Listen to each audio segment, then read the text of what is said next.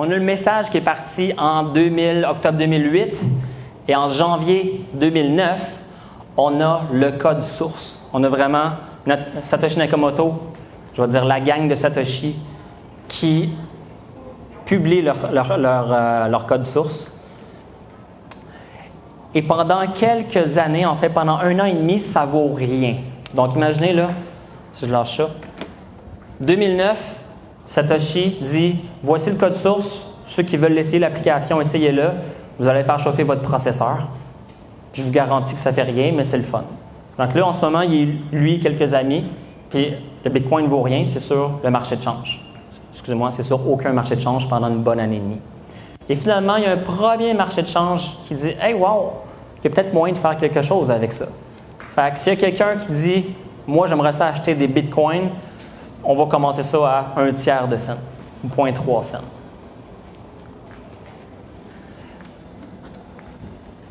Par la suite, ça évolue jusqu'à mai 2010, et je m'en souviens de cette nouvelle-là.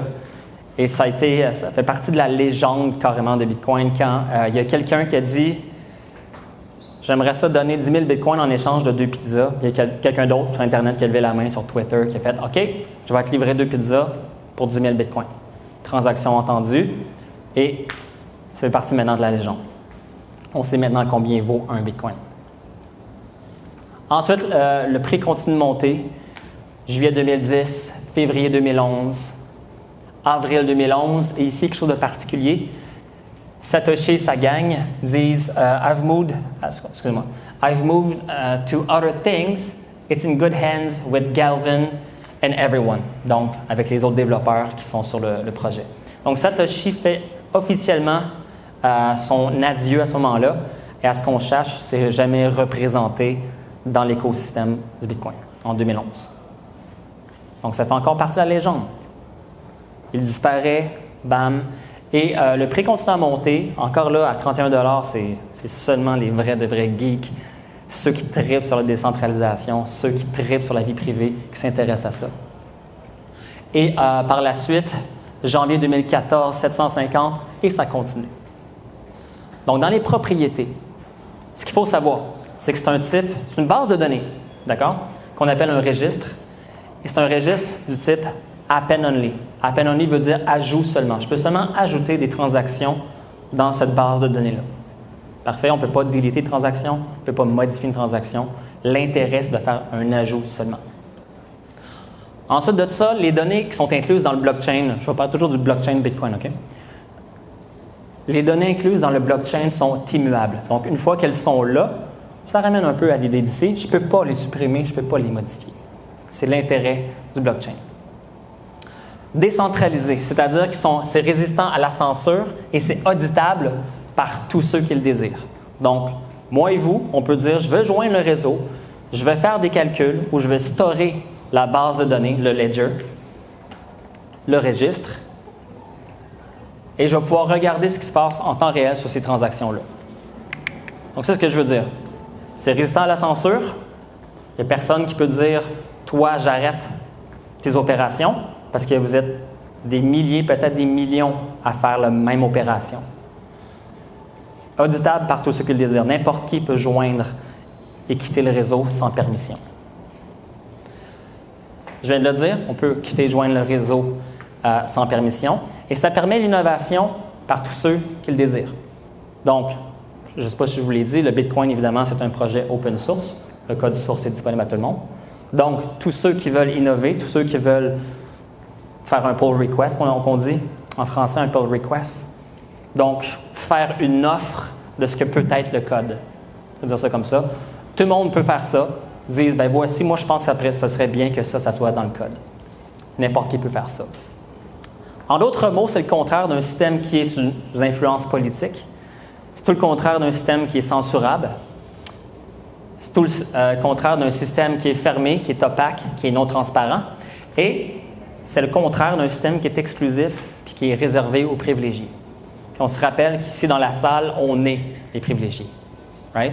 Ce que je sache, on ne se pose pas la question si on va boire de l'eau contaminée ou non, ou de la viande contaminée ou non, ou si notre compte de banque va être gelé à vie, ou si on va se faire voler tous nos biens, notre propriété. Non, on fait partie des privilégiés et on sait qu'il y a 4 milliards de personnes sur Terre qui sont loin de notre réalité. Les règles. Il va pouvoir y avoir seulement un maximum de 21 millions de Bitcoin dans l'existence du réseau Bitcoin. Donc aujourd'hui, on est à 17,1 environ 17,1 millions de Bitcoin qui existent en circulation. Je vais expliquer comment ils sont créés plus tard. Le temps moyen pour vérifier un bloc, quand on dit un bloc, c'est vraiment un paquet de transactions ensemble ou une liste de transactions, comme le dépanneur qui est juste à côté à la fin de la journée. Je ne sais pas qu'est-ce qu'il fait avec sa caisse, il fait un ticketing puis il voit, mettons, ses 500 transactions. Ces 500 transactions-là, dans mon exemple, peuvent être un bloc. Donc ça, à toutes les 10 minutes, on ferme le bloc, on dit ça, c'est un paquet de transactions. On les vérifie à l'échelle mondiale et on passe à un autre bloc aux 10 minutes. On fait un bloc de transactions aux 10 minutes. La difficulté est ajustée aux 2 semaines. Donc, j'en parlais tout à l'heure aussi avec The Miner's Mind. La taille d'un bloc, donc vraiment, là, imaginez, c'est du fichier texte. Hein? Voici l'adresse, voici l'heure, voici l'adresse à laquelle les coins devraient être envoyés. Tout ça, ça prend des octets, right? À la fin de la journée, un bloc peut contenir un maximum d'environ 1,4 MB. Proof of Work, c'est la façon que le système d'algorithme fonctionne sur le Bitcoin. En ce moment, c'est là. En ce moment, ça sera sûrement toujours le SHA-256. Il existe d'autres protocoles pour encrypter des données aussi. Je vais en expliquer dans le détail dans un instant. Le consensus, c'est un 50% plus 1. Donc, ça aurait pu être un 60%, 70% plus 1. Dans ce cas-ci, ça a été décidé que ça allait être 50% plus 1 des miners qui font des calculs, qui s'entendent pour dire ça, c'est un bloc valide, on peut passer à un autre. D'autres propriétés qu'on pourrait dire? J'imagine que oui. Oui, il y en a un, le halving. Je vais l'expliquer plus tard. All right. Là, j'ai l'air, encore une fois, un peu désorganisé. C'est là qu'habituellement, on se fait un petit cheers. Voulez-vous prendre une petite pause ou on continue? Continue? All right. Ça, c'est le bout que je préfère de la présentation. Et je me donne le crédit, je ne l'ai jamais vu nulle part, cette partie-là. Et je pense que ça va vraiment vous aider à comprendre c'est quoi le fameux calcul spécial, le calcul difficile que les miners font. Salut! Dans les médias ou dans les journaux, peu importe ce que vous lisez, habituellement, vous allez avoir la phrase suivante. Donc, les miners font un calcul complexe dans le but de trouver une réponse mathématique. Et ils ont besoin d'ordinateurs spéciaux pour faire ce genre de calcul-là. Puis une fois qu'ils trouvent la réponse, on peut fermer le bloc. Vous faites « OK », vous y croyez, mais vous n'avez aucune idée de ce que ça veut dire. Je vais vous montrer ce que ça veut dire. Donc, hack innovation. Juste avant de rentrer dans qu'est-ce que les mineurs font, je ne vous cache pas, parfait. Il faut comprendre quelques concepts. Il faut comprendre des concepts de cryptographie. Il faut comprendre les concepts de peer-to-peer. Il faut comprendre le concept de hashing, de game theory.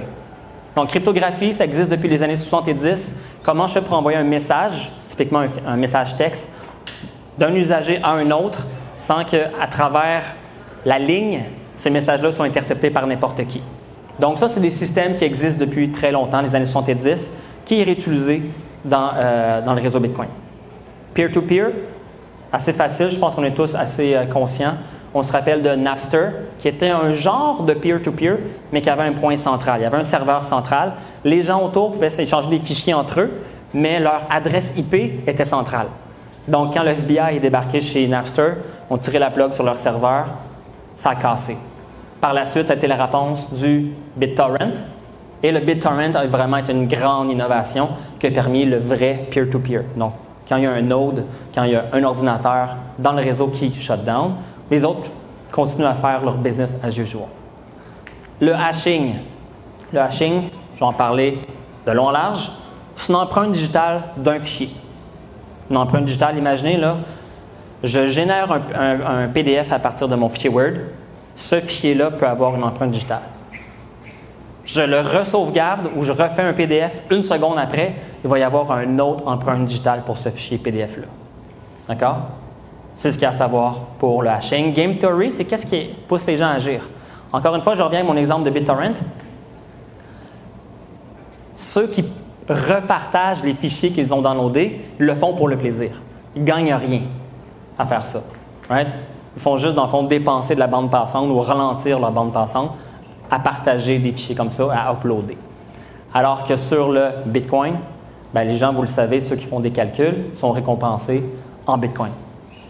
Donc, c'est tout ça en même temps qui fait que le blockchain est le blockchain et qu'on en parle encore aujourd'hui, 10 ans après son invention. Et pour moi, c'est ça, le génie de l'invention du Bitcoin, c'est d'avoir réuni ces 4 grands thèmes-là qui, séparément, sont très cool, mais ensemble, créent un réseau qui est en train de changer le monde. Cryptographie, peer-to-peer, hashing, game theory. 3 concepts à comprendre. C'est quoi l'anatomie d'un bloc? On parle d'un blockchain. Donc, qu'est-ce que dans un bloc? C'est quoi le proof of work? Et c'est quoi une fonction hash? OK, l'anatomie d'un bloc. Je peux te demander de fermer la porte? All right. Si quelqu'un qui veut fermer la porte, j'entends de la musique des fois, ça peut être gossant. All right. Une série de blocs, ça ressemble à ça d'un niveau conceptuel. De quoi ça a l'air dans un bloc? Donc, il y a 3 grandes choses. Il y a des données. Donc, voici un exemple d'une transaction, de quoi ça aurait l'air. Il y a plus de détails que ça. Donc, imaginez que de quelle adresse, combien de coins j'envoie, par la suite, combien de coins qui restent parce qu'il y a un frais qui va au mineur. C'est quoi l'adresse à laquelle je l'envoie, la date, la taille de ma transaction, etc. Et imaginez que ça, c'est une, mais j'en mets 500 transactions. Parfait, il y a des données. Ensuite, le hash. Donc, le hash, je vous le disais tout à l'heure, c'est une fonction cryptographique qui représente l'empreinte digitale unique d'une valeur ou d'un fichier. Tantôt, je vous parlais d'un PDF. Ça pourrait être juste aussi une phrase. Quand je vous envoie, mettons, une phrase secrète, bien, à la fin de la journée, quand cette phrase-là passe sur le réseau, je ne suis pas capable de voir ce qui se passe, puis elle arrive de l'autre côté et elle peut être déchiffrée, mais elle est déchiffrée parce qu'il existe cette idée-là qu'il y a une empreinte digitale unique pour la phrase secrète que j'ai envoyée. Je vous le montre dans un instant. Ce qu'à retenir, fonction hash égale unique. Je vais aller un peu vite. C'est vraiment ça qu'à retenir. C'est une empreinte digitale unique. Et par la suite, il y a le hash du bloc précédent. Alors, je pense que je vous le montre. Exact. Donc, imaginez que ça, c'est l'entête de mon bloc. Puis par la suite, je démarre une série de transactions. Donc, ça, un hash, ça ressemble vraiment à ça. Je pense que c'est 88 caractères. Parfait. On a compris qu'est-ce qu'il y a dans un bloc. Maintenant, le proof of work, c'est quoi cette idée-là? En fait, afin d'embarquer là-dedans. Vous savez, c'est quoi faire du spamming sur le web, typiquement par courriel? Le problème du spamming, c'est que ça coûte à peu près rien d'envoyer des emails. Donc, pour éviter ce problème-là, Satoshi et sa bande ont dit qu'est-ce qu'on peut faire pour faire en sorte que les gens malveillants ne spamment pas le réseau. Donc, spammer le réseau voudrait dire quelqu'un qui distribue à tout le monde, puis il dit « Hey, voici la réponse d'un bloc. » Puis là, tout le monde dans le réseau, il faut qu'il, selon le logiciel, vérifie si cette transaction-là est légitime ou non. Ça a l'air de rien, mais si on fait des millions et des milliards de demandes comme ça, qui sont fausses, là, on commence à avoir des machines qui commencent à processer pour rien plein d'entrants. Et c'est ce qu'on appelle du spamming. Une autre façon de le dire aussi au niveau des réseaux, c'est une attaque DDoS. C'est que vraiment, là, le réseau n'est même plus capable de filtrer où va où parce qu'il y a trop de demandes qui rentrent en même temps. Donc, comment on fait pour éviter ce problème de spamming-là sur le réseau? C'est cette idée-là de Proof of Work. Proof of Work, on peut le voir comme un sudoku. L'idée qu'un sudoku, c'est que ça va me prendre un certain moment, peut-être j'en fais pas du sudoku personnellement, peut-être 5 minutes à faire ce sudoku-là, mais le vérifier, ça va me prendre peut-être, je ne sais pas, 20 secondes. Donc, c'est cette idée-là, faire une preuve de travail. Ça me prend un certain effort pour résoudre un problème mathématique, mais c'est très rapide de le vérifier. En même temps, il y a cette notion de difficulté-là. Donc, éventuellement, quand le réseau grossit, donc quand il y a plus d'ordinateurs sur le réseau, ces machines-là sont capables de plus en plus rapidement trouver des réponses. Donc, qu'est-ce qu'on fait? On grossit le Sudoku et par la suite, évidemment, on comprend le concept que ça devient de plus en plus dur à résoudre et de plus en plus difficile à résoudre selon le nombre de machines sur le réseau. Parfait. Donc, on a compris qu'est-ce qu'il y a dans un bloc. On a compris c'est quoi l'idée d'avoir une preuve de travail pour les mineurs. Et ensuite, la fonction H. Je vous explique la fonction H, puis de là, on va vraiment comprendre qu'est-ce que les miners font. Right? Ici, je fais un rappel sur le deuxième point que Satoshi nous avait dit. New coins are made from Hashcash style proof of work. Donc, le fameux Hashcash, qu'est-ce que ça veut dire? Donc, la démo, parfait. Ta-da-da. Run. Ouais.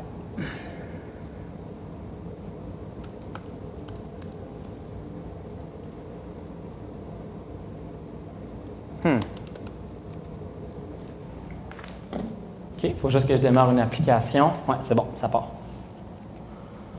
Ensuite, je fais rouler ça dans une machine virtuelle, puis ça part.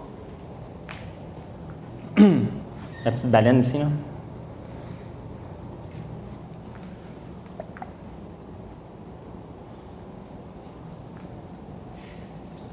Ah, je peux peut-être ouvrir d'autres choses pendant ce temps-là. Chercher une toune. Yes.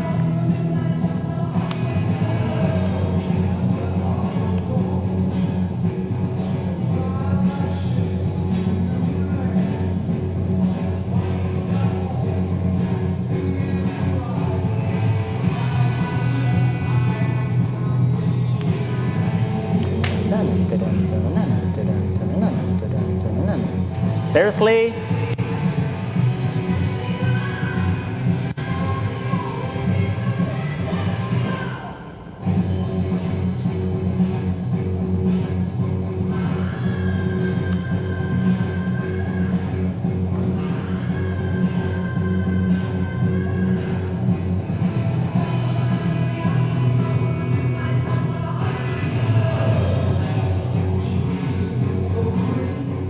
Parfait, ça s'en vient.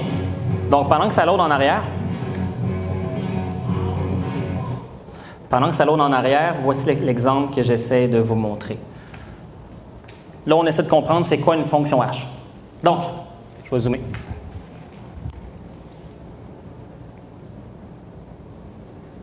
Comme ça. All right. Je veux savoir c'est quoi l'empreinte digitale de cette phrase-là. Il y a 50 personnes ici ce soir, point. Les guillemets font partie de la programmation.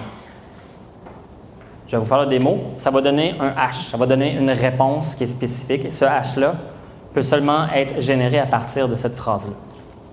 Je vous le montre en temps réel. Donc, ça, exercice 1.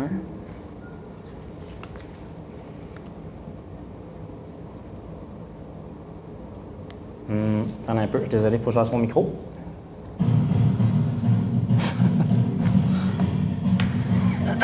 So.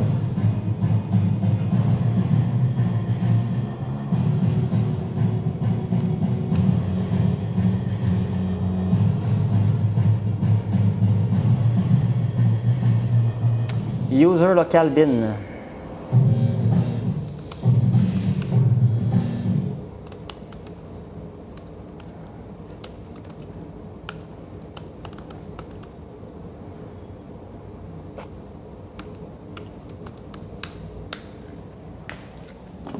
All right. J'imagine qu'il faut que je dézoome un peu, je rezoome.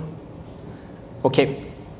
Donc, si je reviens à qu'est-ce qui s'est passé dans mon exemple 1, j'ai pris ma phrase et je l'ai passée dans ma fonction H ici. Chat de 56. Et qu'est-ce que ça m'a donné? Ça m'a donné le résultat que vous venez de voir. Si je dis non, je ne veux pas avoir, il y a 50 personnes ici ce soir, je veux avoir 51 personnes ici ce soir. Et là, c'est là qu'on voit que le H est totalement différent. Donc ça, c'est la première subtilité à comprendre. Donc 50 personnes, 51. Je change un caractère, que je change toute la phrase, que je mette des dizaines de milliers de phrases. Le hash va toujours être totalement différent. Et c'est pratiquement, finalement, impossible de retrouver à partir d'un hash qu'est-ce que c'était. Est-ce que c'est un PDF? Est-ce que c'est une phrase? Who knows, right? C'est comme essayer de refaire une poule avec des ailes de poulet, right? Ça serait impossible. Je la verrai celle-là. All right, troisième exemple. Donc là, on vient avec quelque chose qui est plus tangible.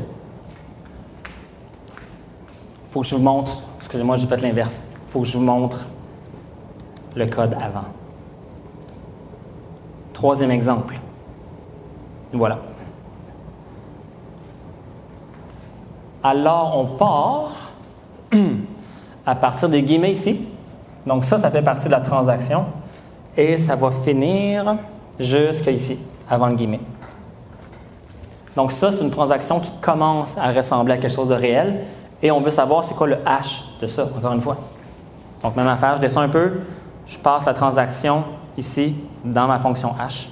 Et ça me donne ça ici. Ça me donne un autre hash. F7, A2, etc. etc. Qu'est-ce que je peux faire maintenant si je change une variable? Donc, si on remarque à la ligne 3, il y a 33 bitcoins. Si j'en mets 133, on voit encore que le hash est totalement différent. Donc, 33, 133. Ça marche? Question là-dessus, sur le hash? Ça fait du sens? Next. Yes? OK, vas-y.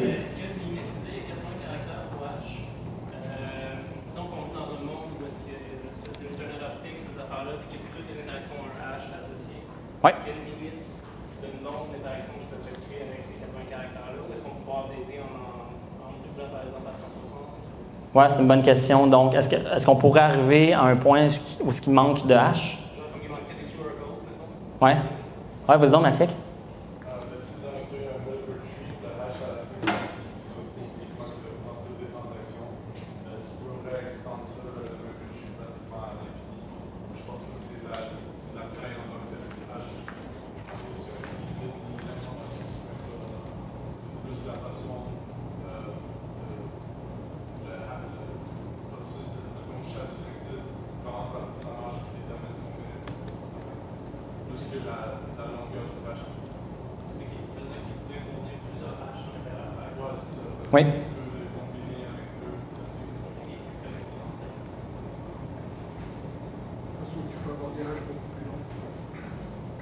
Non, le hash, la fonction hash a toujours la même longueur et c'est une de ses propriétés. Donc, c'est 88 caractères. Donc, je vais mettre une petite phrase, c'est dans le 256, c'est ce que je sais.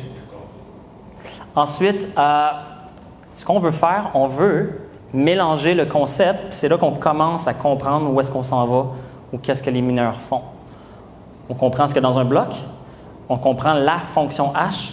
Maintenant, on va ajouter cette idée-là de proof of work, notre Sudoku. Comment on fait pour joindre les trois ensemble pour que ça fasse du sens? Donc, tenez votre sucre, vous allez tout comprendre. On a un hash.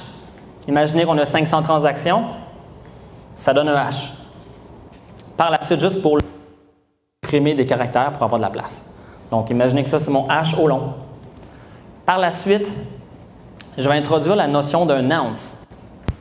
Un nonce, c'est un nombre aléatoire.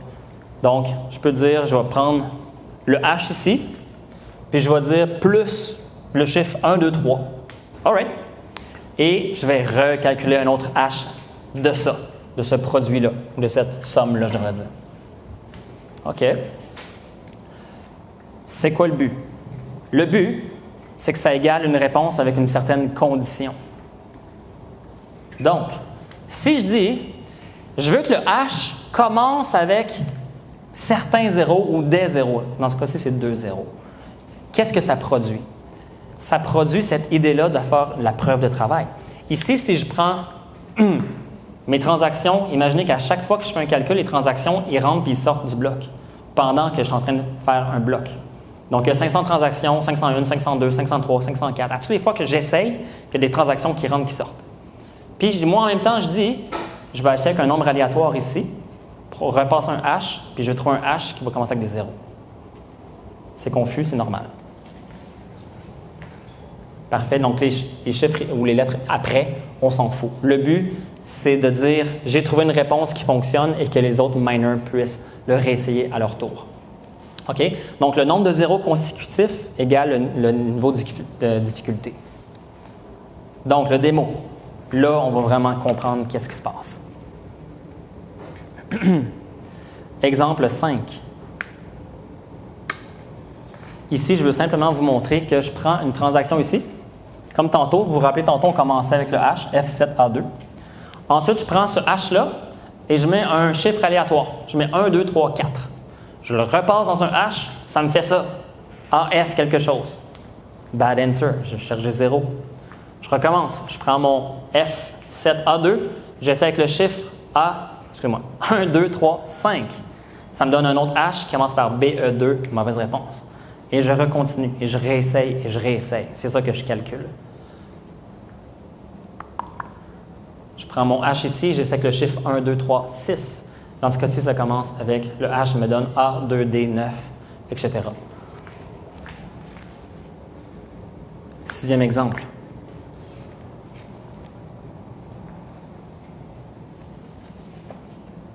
Je ne me souviens plus de ce qu'il fallait par cœur, le sixième exemple, mais que ça parte, je vais le savoir. Donc là, vous voyez, ça ressemble à ça, faire des calculs à grande échelle. Donc, il y a des transactions. Par la suite, moi, en tant que miner, je cherche une réponse mathématique compliquée qui va commencer avec des zéros ici. Là, c'est abstrait. On va aller voir ce qui s'est passé en arrière tantôt. On l'a-tu? All right. Donc, vous vous rappelez du fameux hash à l'origine, donc mes 500 transactions, F7A. Et avec le Nantes 632, je suis arrivé à un hash qui commence avec 0, 0, excusez-moi, 0, c'est ça, OK, 0, 0, D3, etc. Et dans ma condition, avec ma difficulté que j'ai mis dans mon petit protocole ici, là, j'ai trouvé une réponse. Ça m'a pris combien de temps? 15 secondes, 30 secondes, peu importe. J'aurais pas pu vraiment le savoir avant. Est-ce que j'aurais pu le trouver après 4 essais? Oui. Est-ce que j'aurais pu le trouver après 4000 essais? Oui aussi. C'est ça que le miner ne sait pas. Et c'est cette idée-là du proof of work, faire la preuve de travail. Si on regarde dans le code, ça là, je vous l'ai montré. OK, on a notre transaction ici, avec 33 bitcoins. Ensuite de ça, j'ai commencé avec un ounce. Le chiffre, c'était 235. J'ai mis ce chiffre-là à tout hasard. Par la suite, j'ai dit un maximum, mais il n'y a pas réellement de maximum. J'ai juste dit calcul jusqu'à l'infini, là, avec un virtuel de 5 millions, mais il n'y a pas de maximum en général. Donc, mon miner, dans ce cas-ci, ma machine a calculé à 235. Bonne réponse? Non. 236. Bonne réponse? Non, etc. Parfait. Donc, ça ressemble à ça. Par la suite, dans l'exemple numéro 7, ce que j'ai fait ici, j'ai changé la transaction. Au lieu d'avoir 33 bitcoins, j'ai mis 34. C'est seulement ça que j'ai fait. C'est quoi le but de vous montrer ça? C'est de vous démontrer que je suis incapable de savoir si je vais arriver plus vite ou moins vite à la réponse. Donc, 34, j'ai un autre hash, un 1D, je pars à 235, je roule, 236, 237, etc. Tantôt, on se souvient, on est arrivé à la réponse avec le Nance 635, 145, 652, 32, 132. Bon, clairement, on tenait 600. Là, on est arrivé avec le Nance 450. Je suis avec une bonne réponse. J'ai mon hash de toutes mes transactions. Je le re-hash avec le Nance 00, D8, etc. Bam, je suis arrivé à la réponse avec le Nance 455. Je suis arrivé plus vite. Pourtant, je fais le même travail. Ça veut juste vous démontrer cette idée-là que comment c'est aléatoire. Et c'est ça la course que les miners à travers le monde font. C'est le pari qu'ils font, qu'ils sont capables de trouver la réponse et de l'autre côté, d'en retirer un profit. Dernière démo. Pas celle-là. Exemple 8. Exemple 8, je suis parti encore avec mes 34 bitcoins. Je n'ai pas commencé à 235, j'ai commencé à 1 828 000 quelque chose.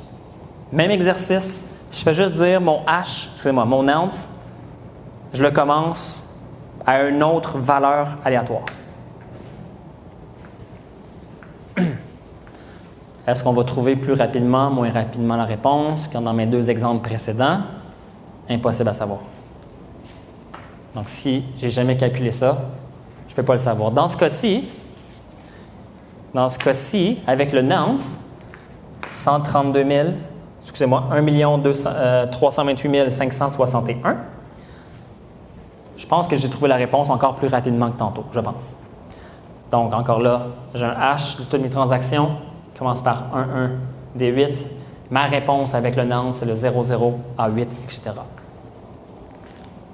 Est-ce que ça fait du sens? Est-ce que c'est plus tangible pour vous ce qu'un miner? Qu'est-ce qui fait qu'on est capable de calculer à l'échelle mondiale un paquet de transactions et que tout le monde s'entende? En fait, je ne vous l'ai pas dit ce qui se passe après, en fait.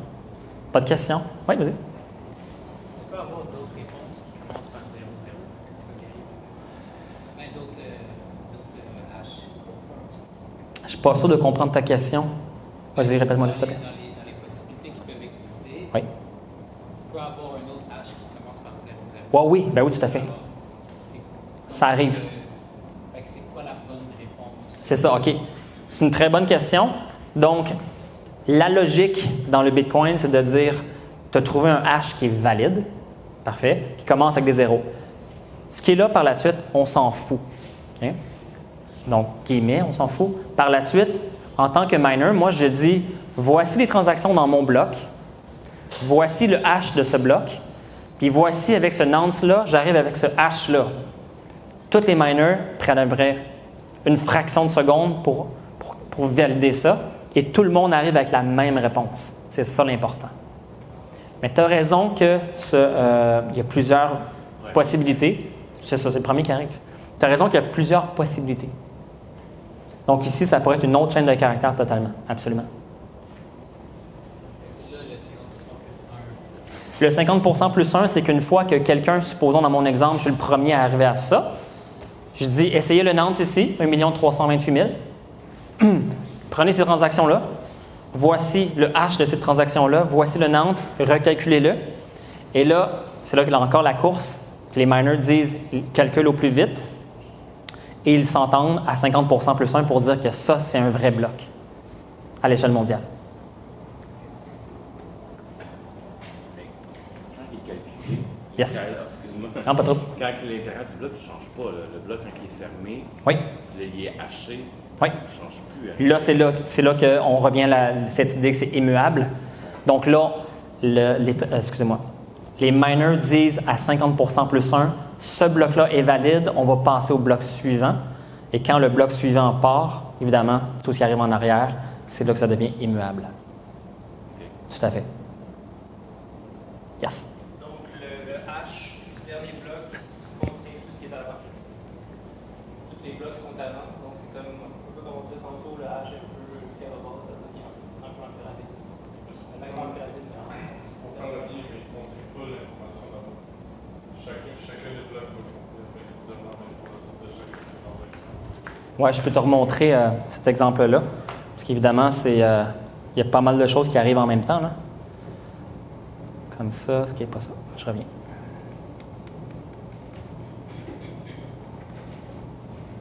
Ah, en fait, j'allais dans mon démo ici. OK. Fait qu'imagine que je suis rendu au bloc 72 000 aujourd'hui, en 2019. Mon bloc, là, 69 999, c'est lui le hash de tout ce bloc-là. Tout ce qui s'est passé dans ce bloc-là, là, il y a un hash. Il est là, puis je l'inclus dans ma première transaction de mon bloc actuel, là, qui est actif. Donc là-dedans, il y a des transactions pending. Puis c'est là qu'on réussit à faire la chaîne jusqu'au premier bloc qu'on appelle le Genesis block. D'accord? Donc le Genesis block, c'était hard-codé, il n'y avait pas de transaction réelle. Il disait juste, je ne sais pas quoi, je suis Satoshi, fin d'histoire. Ça fait un hash. Le second bloc, là, on a commencé à hacher dessus, à faire des calculs. Ça devait être très facile, on est d'accord, peut-être qu'il y avait justement 2, 3 zéros au début des temps. Puis là, par la suite, à toutes les fois qu'il y a un bloc qui est produit, on dit voici le hash de ce bloc-là. Dans la prochaine transaction, le nouveau bloc en cours, voici le bloc précédent. C'est là qu'on fait le lien entre ce qui s'est passé dans le passé. Donc, si quelqu'un essaie de dire dans le 250 gigs de données qui existent dans le blockchain, qu'il y a une transaction qui est différente, bien, ça vient tout casser les hashes. Et c'est ça la sécurité. Right? Tu sais, tantôt, je jouais toujours avec le 33, le 133, le 33, le 34. Donc, quand on essaie de changer une transaction, bien, ça change le hash non seulement de ma transaction, je ne vous l'ai pas dit, mais chaque transaction a son hash. Donc, ça change non seulement le hash de ma transaction, mais imaginez, ça change le hash de mon bloc. Donc, ça change le hash des blocs précédents et futurs. Et c'est là que la chaîne casse et que tu deviens, dans le fond, un node ignoré par la majorité. Ça fait du sens? Yes? L'exemple de deuxième bloc des zéros. Oui. Est-ce que c'est l'exemple classique et un autre type de. Il y a d'autres types de faire des proof of work? Est-ce que c'est le mining classique qu'on fait? Bien, OK, on peut dire que c'est le classique puisque c'est le premier. On va dire ça comme ça, mais tu as raison qu'il existe d'autres protocoles pour faire des validations sur le réseau. Donc, Proof of Work, c'en est un. Il y en existe des dizaines d'autres, totalement. Est-ce que c'est lié au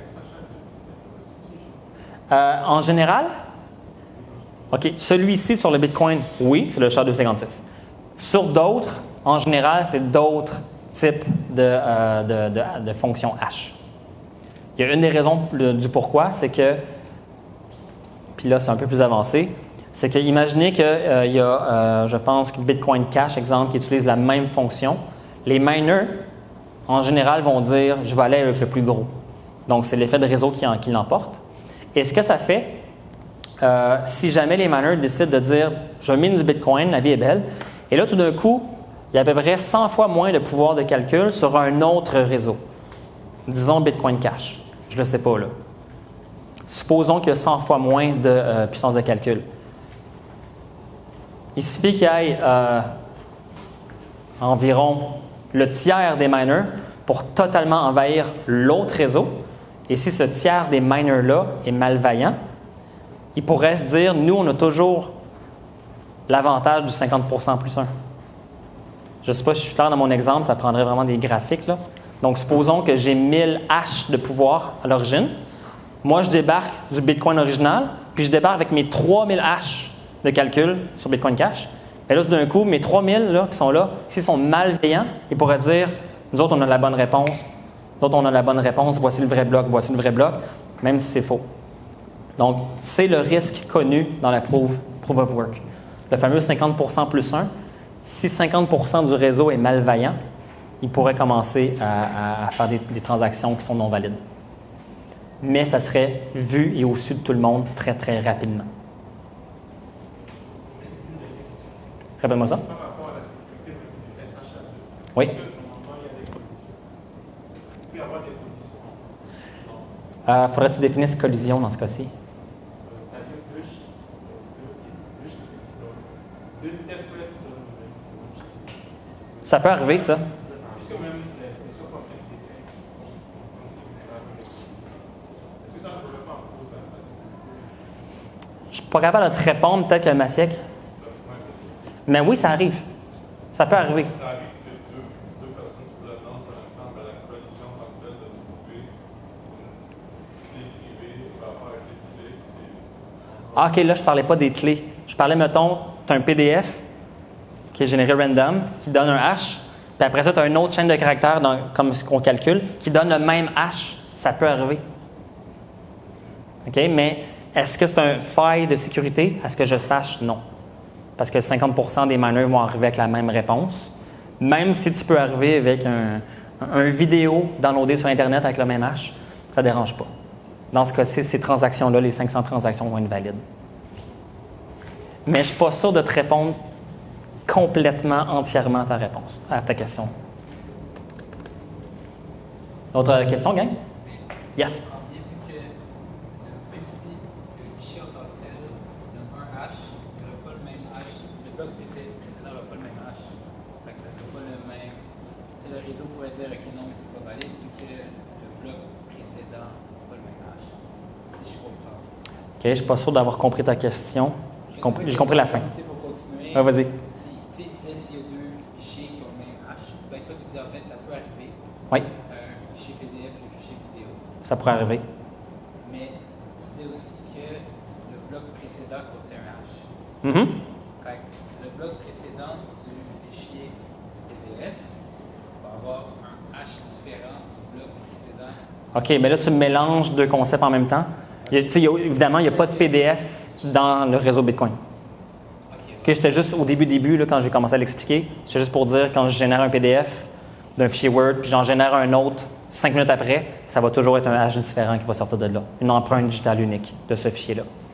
OK? Donc, évidemment, dans ce cas-ci, ton exemple ne marche pas parce qu'il n'y a pas de PDF. C'est toujours du plain text dans le blockchain. Oui? Bonjour à celles et ceux qui débarquent. Question? Oui. Par rapport à la sécurité, justement, qui a contre les attaques 50% plus 1, est-ce qu'il y a des solutions qui sont développées en ce moment? Est-ce que, en deuxième temps, est-ce que ce serait possible un jour, envisageable, de se dire on pourrait miner, tout le monde pourrait miner un peu participer au réseau avec genre son téléphone cellulaire, par exemple? Est-ce qu'il y a une possibilité de démocratiser le mining ou ça va toujours être des grosses firmes qui vont miner? Donc, tu as deux grandes questions dans ce que tu me dis. Peut-être Messiac, tu es peut-être plus au courant pour la première question. Est-ce qu'il y a une innovation possible dans la façon que le Bitcoin marche pour éviter les attaques 50% plus 1? Normalement, juste toi, tu parlais de game theory, vu que tu es incentivisé à protéger la chaîne plus que l'attaquer, parce que si tu attaques la chaîne, tu tires un peu une balle dans le pied, fait que souvent les miners vont contribuer plus à la sécurité que d'essayer de la détruire. Fait que juste cet aspect-là, ça contribue un peu à ça. Puis plus l'industrie justement avance, plus ça va être difficile pour un acteur de prendre, de saisir 51% du hashing power et d'attaquer la chaîne. Puis même s'il y a 51%, ça va juste être une chance de peut-être pouvoir réussir à faire une attaque. Puis concernant si on va pouvoir miner sur ton cell, je pense pas. Puis c'est pas trop important. Le but du mining, c'est qu'il y ait le plus de hashing power possible. Fait que protéger justement la chaîne. Mais c'est pas ça qui contrôle le Bitcoin en question. Ce qui contrôle le Bitcoin, c'est les nœuds individuels. Mais là, on a plus ou moins parlé de ça aujourd'hui. Oui, ben là, ça va venir, mais oui. C'est ça. C'est eux qui contrôlent le réseau, c'est pas les miners en tant que tel. Il y a eu des preuves dans le passé que ça a été démontré. On va parler plus tard. Bravo.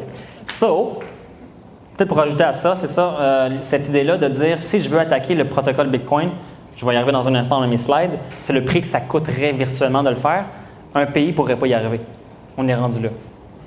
Donc, c'est pour ça que je disais que tantôt, quand je faisais une comparaison, s'il y a deux différents réseaux sur le même hash, dans ce cas-ci le 256, le SHA-256, la deuxième, troisième, quatrième réseau sont vraiment dans le trouble de se faire attaquer potentiellement par la plus grosse chaîne ou des acteurs de la plus grosse chaîne. On va voir qu'est-ce que ça donne ici. Donc, dans la vraie vie, ça fait environ 2 mois maximum que j'ai ça. Donc, ici, combien de blocs? 560 000 blocs. Il était temps que je le mette à jour, je pensais que c'était à 70 000. La difficulté, le hash ici, c'est ça. Donc, le hash de ce bloc-là commence, je crois, avec 13 0. 18 0, bon. 18 0. Donc, combien ça prend de pouvoir pour arriver à 18 0? Il y a 2 mois, on était là. Donc, récemment, que les prix ont monté, on s'est retrouvé à 68 632 000 terahash. Donc, c'est difficile à expliquer. En réalité, là, on est dans les pétahash, puis je ne sais pas c'est quoi ça. Genre état-hash, je ne sais pas c'est quoi. Donc, pour arriver à dépasser ça, il faut que toi, en tant qu'acteur malveillant, tu vas dire « je vais avoir au moins 70 millions de terahash pour dépasser ce qui se passe dans le réseau Bitcoin aujourd'hui. » En ce moment, tu serais incapable de trouver tout le courant pour faire ça. Tu serais incapable d'acheter toutes les machines pour faire ça. C'est un peu la beauté.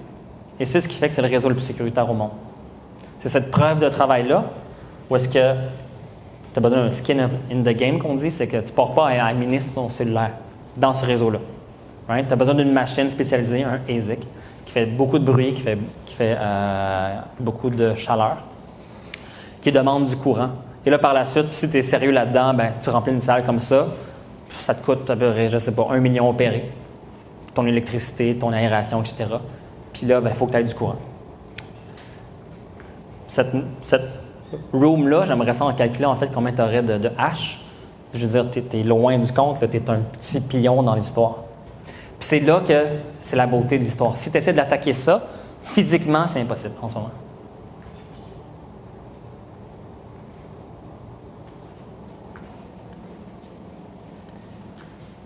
Next.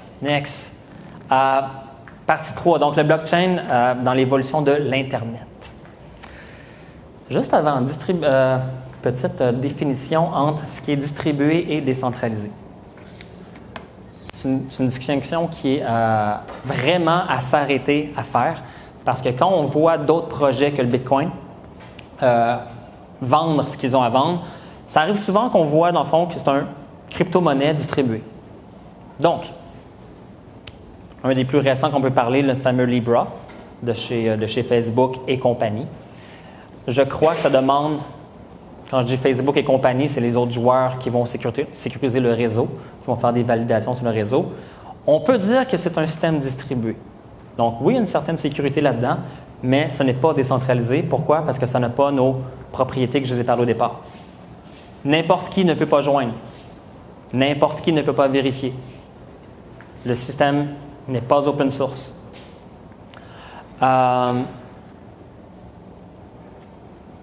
Oui, c'est ce que j'ai à dire là-dessus, gang. Le deuxième point, c'est ça que je voulais venir. Oui, vas-y. Est-ce que décentralisé et open source, c'est des synonymes? Pas nécessairement. Donc, est-ce que open source et décentralisé sont synonymes? Non.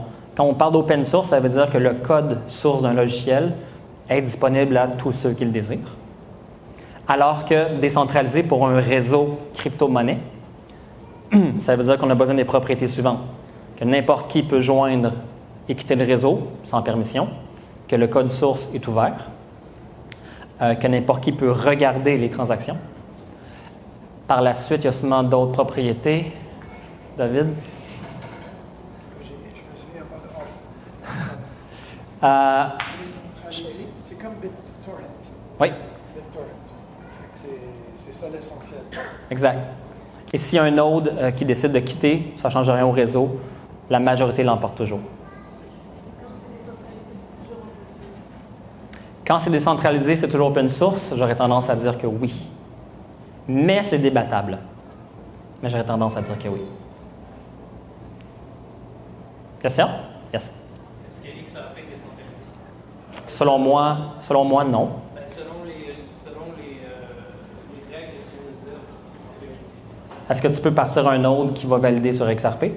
selon eux. OK, moi, je suis pas au courant que ça. Je suis au courant qu'il y a 21 machines qui sont propriétés de certains joueurs, je vais dire d'une clique, right? De XRP et leurs amis. Et XRP dit, nous, on ne contrôle plus 50% des 21 machines. Fair enough, mais ça demeure que pour moi, ce n'est pas décentralisé selon les règles de l'art, parce que monsieur et madame tout le monde ne peuvent pas faire des validations sur le réseau. Ben, eux, ils disent que n'importe qui peut avoir un nom sur Ledger XRP. OK? C'est pas un vrai. Puis là, je ne connais pas assez ce protocole-là pour dire que tu as raison pas, là. Pour donner un autre exemple, Oui. comme Libra, clairement, c'est Ben, j'allais y arriver, là. Fait que, vois-tu, ensuite, ma prochaine description, c'est le blockchain privé et public. Donc, pour moi, un XRP de ce monde ou un Libra de ce monde, c'est un blockchain qu'on appelle privé. Il y a certaines propriétés d'un blockchain public, mais il en manque certaines. Donc, dès qu'il en manque certaines, ça devient privé pour moi. Ça fait du sens? Donc, le but de cette slide-là, c'est retenir qu'à chaque fois que vous lisez ou que vous voyez un projet débarquer qui se dit une crypto, qui se dit un blockchain, pensez à quoi c'est réellement. Est-ce que c'est vraiment lui pour laquelle, en fond, tout ça fonctionne aujourd'hui? C'est grâce au blockchain public de Bitcoin que tout ça, l'écosystème fonctionne aujourd'hui. Sans lui, Tous les autres n'existent pas. Tous les autres sont des Visa, sont des PayPal, sont des Venmo, sont des je ne sais pas quel système, Revolut, etc. Tous les autres sont des systèmes centralisés, distribués. Donc, il faut vraiment juste se poser la question très activement. Et en général, on arrive à la conclusion qu'il y a Bitcoin qui est là et que les autres sont à côté, un petit peu à côté ou très, très, très loin à côté. Donc, je disais l'évolution de l'Internet.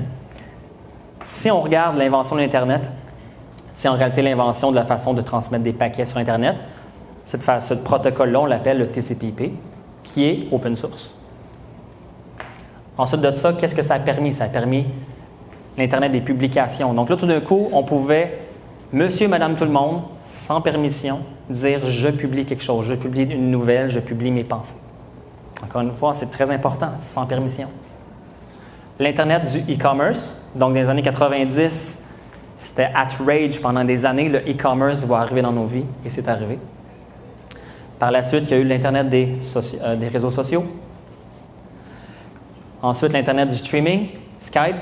Ensuite, YouTube est débarqué dans notre vie. Ensuite, Netflix est embarqué dans notre vie. Et par la suite, l'invention de Satoshi et sa gang continue cette évolution-là. Qu'est-ce qui s'en vient? Ça va être l'Internet du e-cash ou des microtransactions.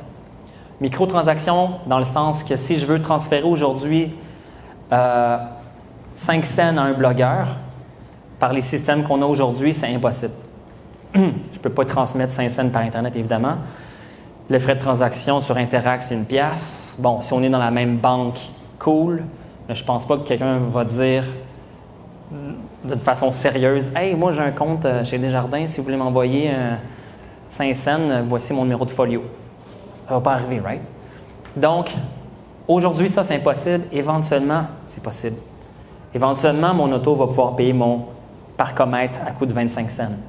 Non 2 heures d'avance, à la minute près, à la seconde près. Je vais pouvoir transférer le coût de quelque chose en temps réel. En fait, je suis en train de... J'ai un autre point là-dessus. L'Internet des smart contracts, pensez-le, je préfère dire tant qu'à moi une application autonome. Donc, smart contract, c'est le brand que tout le monde connaît.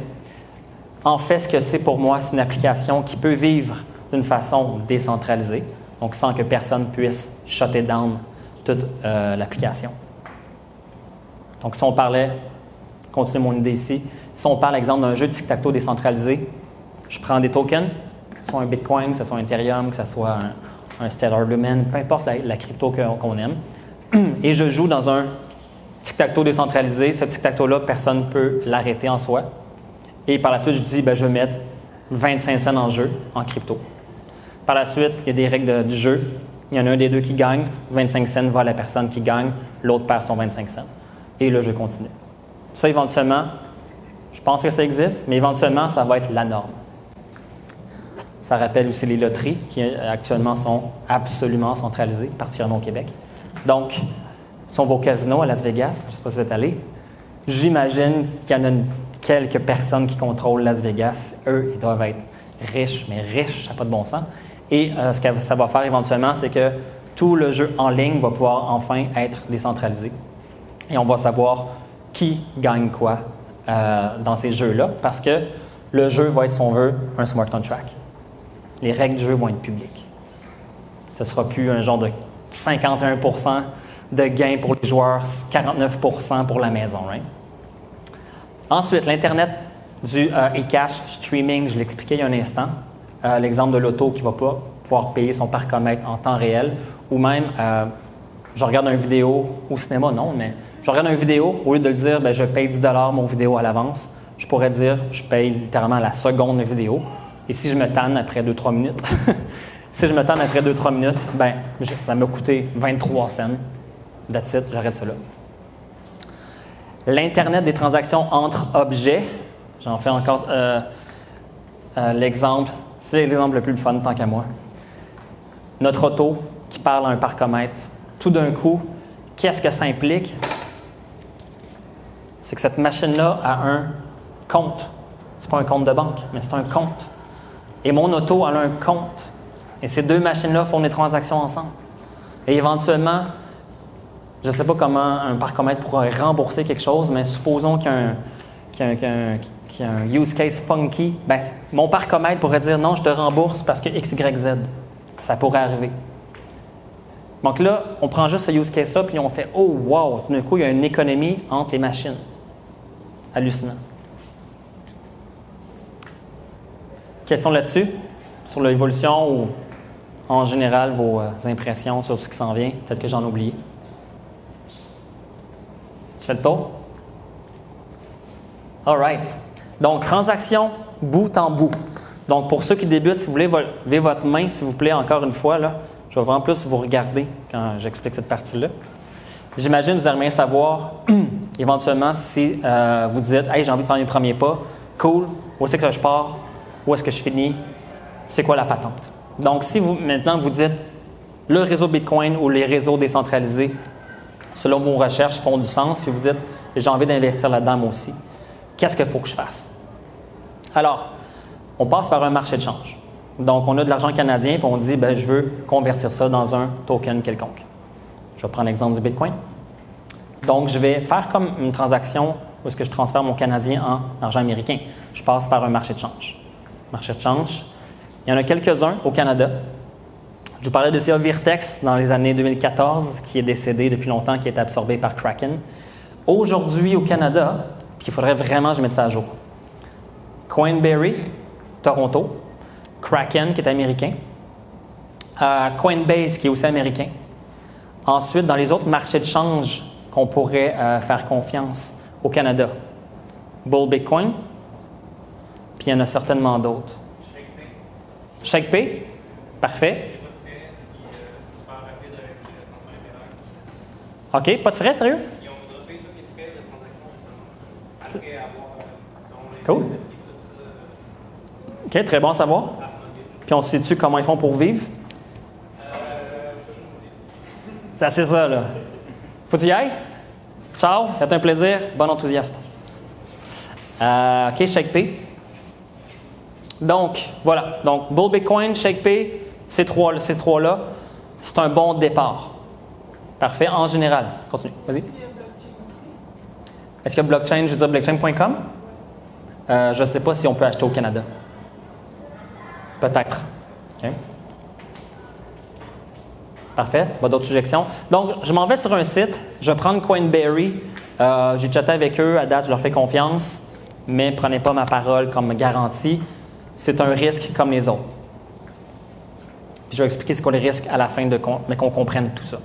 Donc, je prends mon argent canadien. Je dis, j'ai besoin de l'envoyer sur le marché de change. Donc, je vais sur Coinberry, j'ouvre mon compte. Et je vais finalement transférer ça par e-transfert ou un virement bancaire. Je ne sais pas c'est quoi les autres options. Un de ces deux paiements-là, je pense que c'est vraiment la norme. Ensuite, là, j'ai mon argent canadien sur le marché de change. Et je peux acheter différents tokens. Bitcoin, Ethereum, Litecoin, etc. Donc, on va continuer avec l'exemple. Disons que j'ai 100$. Je veux prendre mon 100$ et je le mets en Bitcoin. Donc, il y a une transaction qui se passe là. Oui, merci. Une transaction qui se passe. Et là, j'ai, comme par magie, des tokens sur le marché de change, dans mon compte. Parfait, la transaction n'est pas finie.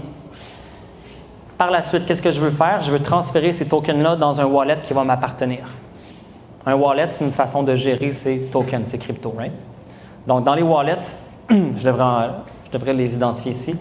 Il y en a plusieurs qu'on dit soft wallet, donc qui vivent sur un téléphone ou un ordinateur. Je ne vais pas rendre vos recommandations. Mycelium, sur l'ordinateur? Sur téléphone. OK, j'ai entendu parler souvent. Je pense qu'ils font la job.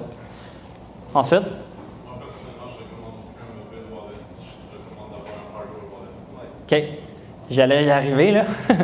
ça, tu vois hardcore. Electrum? Sur lequel, tu dis? Sur l'ordinateur? OK, Electrum sur l'ordi. Parfait. Moi, j'aime utiliser, ou j'aimais utiliser, je vais dire ça comme ça, Exodus sur l'ordinateur aussi. Ensuite, d'autres wallets. Juste pour avoir une idée. Évidemment, il y en a des dizaines, là. Oui. Et puis là, finalement, on arrive, puis j'en parle pas tout de suite à l'entrée, c'est que l'air de rien, quand on débute, c'est pas la première chose qu'on va faire. On va pas chez Canadian Tire acheter une clé pour storer des coins, right? On va commencer par faire tout le processus une fois avec 100$, 50$. Puis après ça, on va dire, oui, j'aime ça. Puis là, on va commencer à être plus sérieux dans sa démarche. Donc, quand on commence à être plus sérieux dans sa démarche, c'est là qu'on se dit, je veux un hardware wallet. 2 grandes compagnies qui font ça, Ledger Nano X, puis Treasure. Et le but de ça, c'est d'avoir une machine. Donc, la clé, c'est un ordinateur. Et sur cette clé-là, l'ordinateur, son but, c'est de préserver la clé sur la machine qui est là et non dans l'ordinateur ou non dans le téléphone. Parfait. Donc, qu'est-ce qui se passe? Pour ceux qui n'ont jamais vu ça, je le connecte. Ça me demande pas de créer un compte, mais de me créer un mot de passe pour dire si jamais je perds cette machine-là, pour que je puisse faire un recovery. Donc, on appelle ça un seed. Et puis là, la machine vous demande littéralement, hey, cette clé-là, là, c'est ta vie. Si tu perds ta machine, tu perds tout. Donc, tu prends cette clé-là, tu la stores dans ta vie personnelle à quelque part. C'est très physique, à la banque, peu importe, comme vous voulez. Et là, vous avez toujours accès à votre wallet de cette façon-là, à travers votre ordinateur.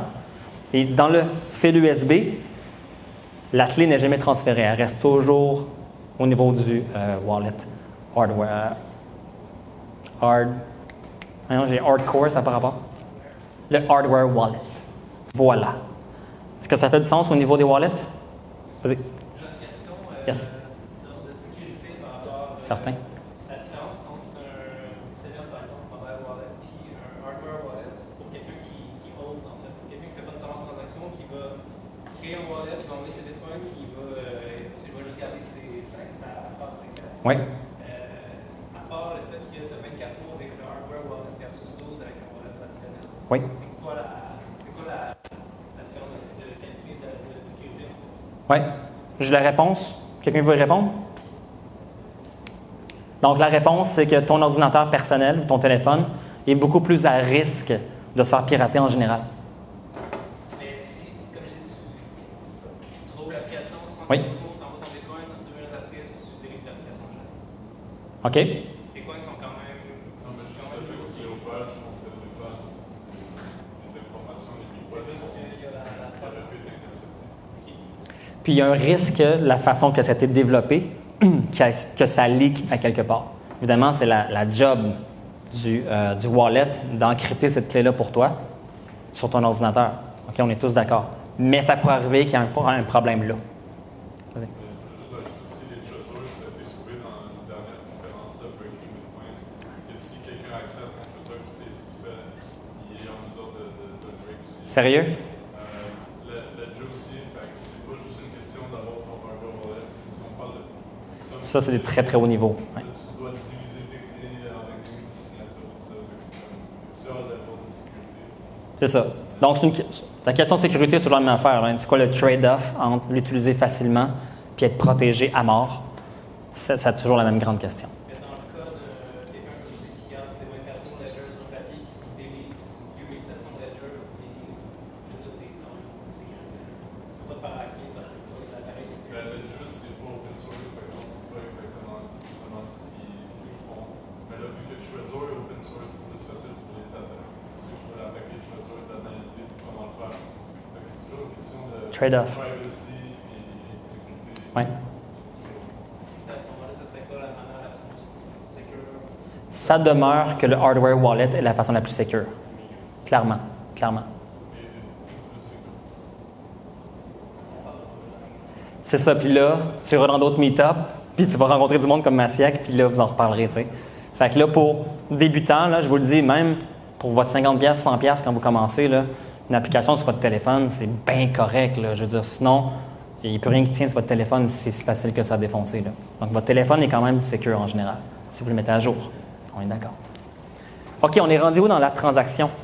Mon Bitcoin est sur mon marché de change Coinberry. Donc là, tout d'un coup, je ne le sais pas vraiment, je débute ma première transaction ever. J'ai une adresse, là. J'ai un wallet sur le marché de change qui m'appartient. Donc là, je dis, je vais transférer mes coins. Supposons que c'est 0.1 Bitcoin. Je veux le transférer dans mon wallet. Donc là, j'ai mis en place un wallet sur mon ordinateur, sur mon téléphone. Et là, j'ai une adresse. Ça me dit, si tu veux, envoie ça là, adresse. Parfait. Donc là, je vais sur le marché de change, je fais transférer. Il va y avoir un petit frais de 0,1% que le marché de change se prend, c'est normal.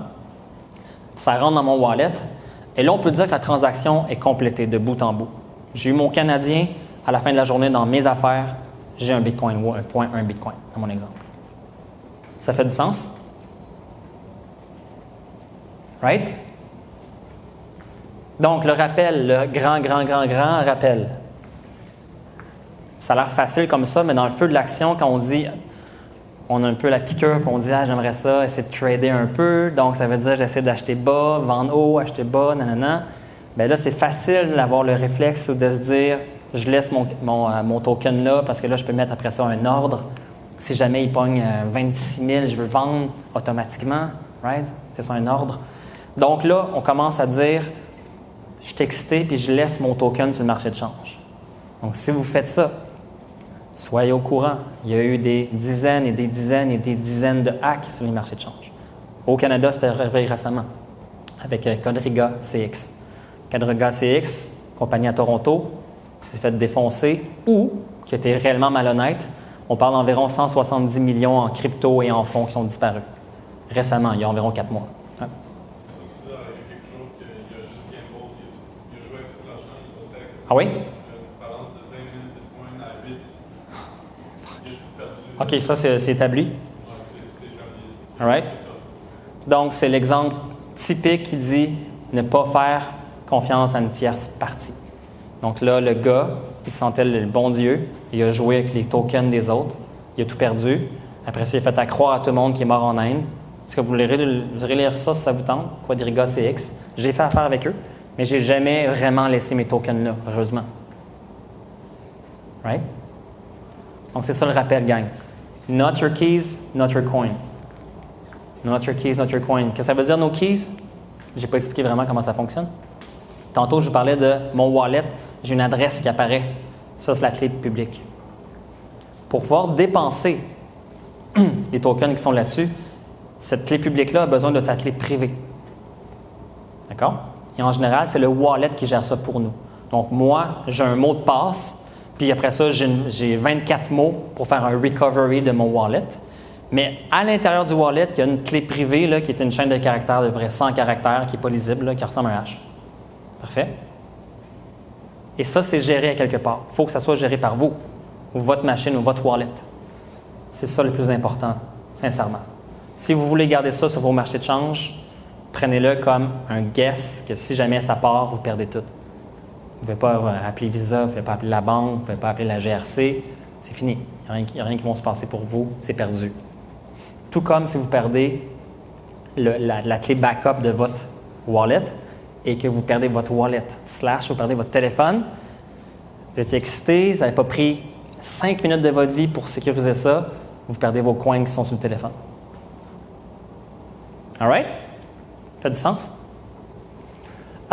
CoinMarketCap, rapidement, si j'ai accès à Internet,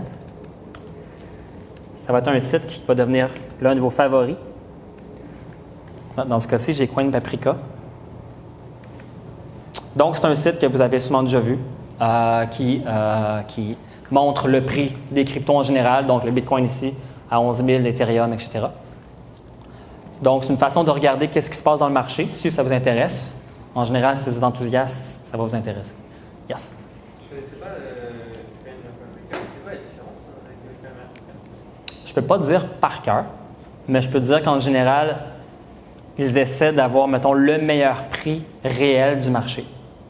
Qu'est-ce que ça veut dire? C'est qu'exemple, je pense qu'il y a peut-être environ 10 000 marchés de change à travers le monde. Tu sais, mettons qu'au Canada, il y en a 20. Puis là, il y en a 20 dans ce pays-là, 20 là, il y en a 50 dans ce pays-là. Bon. Tu fais une moyenne théorique de tout ça, puis ça donne un prix. Sauf qu'il y a des marchés de change qui sont malhonnêtes eux-mêmes. Fait que là, c'est leur business de dire, nous autres, nos prix, c'est les plus legit parce qu'on a discarté certains prix dans des marchés de change louches. Right? Donc, ils font un genre de tri sur les bons prix du marché. Après ça, qu'est-ce qu'il y a d'autre? Sincèrement, je ne peux pas te répondre. Je n'ai pas étudié c'est quoi la différence entre eux et l'autre. Là, je peux juste dire qu'il y a d'autres options. C'est comme dire une banque ou une autre. Je veux dire, en général, c'est un service équivalent, en général. Donc, pour les prix, ça ressemble à ça. Ensuite, Altcoin Exchange, oui. Tantôt, je vous disais, on a pris Coinberry comme exemple parce qu'on est Canadien, puis on fait affaire avec notre argent canadien. Donc, par la suite, sur ces marchés de change-là, on n'a pas tous les tokens. Donc, si on s'intéresse à d'autres crypto-monnaies ou à d'autres tokens que le Bitcoin, là, il faut passer dans d'autres marchés de change qui, eux, nous permettent de passer d'une crypto à une autre crypto. Et puis, c'est là que le fun commence quand on commence à s'intéresser aux altcoins. Right? Donc, juste vous dire, dans les altcoins, qu'est-ce qui existe? Mon premier réflexe est, puis là, je vous écoute, ceux qui connaissent ça. Mon premier réflexe est Binance, pendant que je suis allé.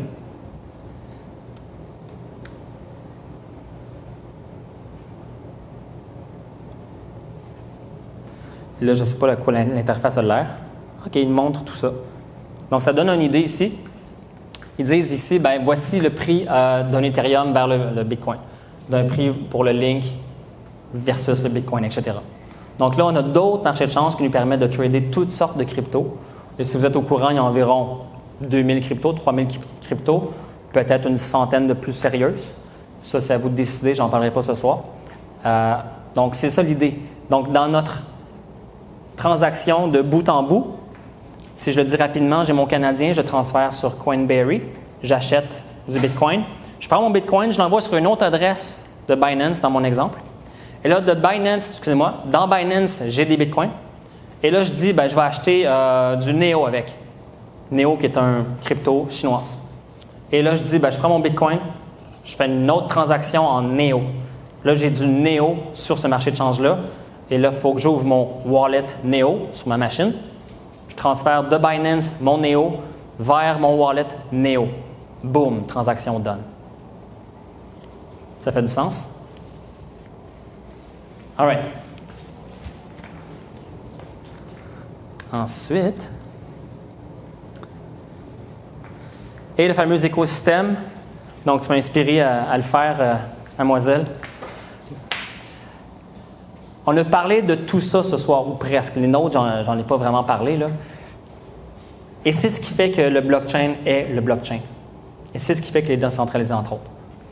Donc, qu'est-ce qu'on voit? On a les utilisateurs, vous et moi. Ensuite, on est en train de regarder dans les nouvelles, puis ceux qui veulent rester, j'ai des nouvelles à partager. Les institutions commencent à s'intéresser solidement à ce qui se passe dans le monde des crypto-monnaies. Par la suite, on a l'idée de wallet, comment on store nos cryptos. On a des marchés de change. On a, dans l'exemple du Bitcoin, on a une currency qui s'appelle le Bitcoin. Ensuite, on a je vais finir avec le nôtre, on a des développeurs qui, eux, ont partagé le code source à l'origine et qui continuent à le maintenir. FOSS veut dire Free Open Source Software. On a des mineurs qui font des calculs des blocs, des transactions qui se passent dans le bloc. Par la suite, ce que je n'ai pas dit à date et j'aurais dû le dire, une fois que le bloc est validé, ce sont les nodes qui vraiment enregistrent les données physiques de chacun des blocs depuis le premier bloc. Et c'est pour ça que tantôt je l'ai dit, ça pèse environ 250 gigs. À date, le blockchain sur le Bitcoin depuis 10 ans, ça pèse environ 250 gigs. Ce sont les nodes qui storent ça. Les miners ne font que des calculs. Parfait. Par la suite, je pense que ça fait pas mal le tour de cet écosystème-là. Et ce qui s'en vient, et c'est des sujets d'actualité pour ceux qui s'intéressent vraiment de ça dans le day-to-day, le fameux scaling. Donc, c'est cette idée-là qu'aujourd'hui, on est limité à faire 7-8 transactions par seconde sur Bitcoin. Éventuellement, on commence à parler même que ça marche depuis 1 an. Il y a des technologies qui nous permettent d'avoir un second layer.